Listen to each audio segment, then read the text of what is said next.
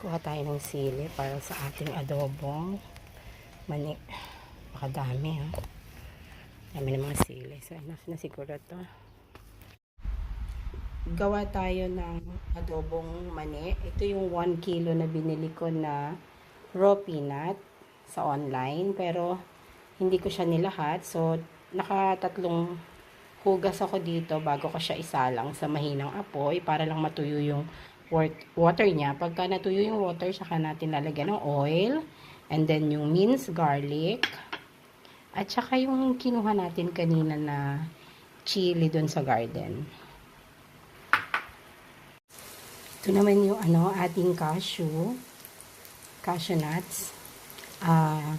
Ipa-fry ko lang siya with garlic. Tapos hindi ko na siya lalagyan ng chili kasi gusto ni Katrina to. So hindi naman siya makakain na maanghang. Kaya ang lalagay ko lang is garlic and konting-konting salt.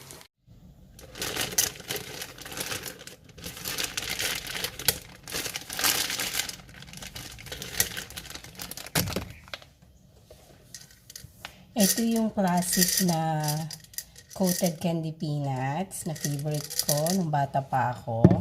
Tapos ito naman yung fried cashew natin with garlic. So this one is not spicy para makakain si Katrina. And this one is adobong mani na medyo maanghang kasi nilagyan ko ng chili and fried garlic. So mas magandang ginagawa na lang natin yung mga ganito para sure tayo na yung mga mantikang ginamit natin is not recycled. Kasi hindi maganda sa health yon. So, dahil favorite namin yung mga ganito, yan.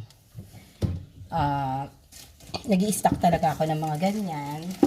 So, meron pa akong tinira dun sa 1 kilo na binili kong raw peanut para naman sa peanut butter. Tapos ito naman, yung almond naman ito. Parang trail mix to. Ito naman, different kinds of nuts. So, ganyan. Mix na to ng mga almonds.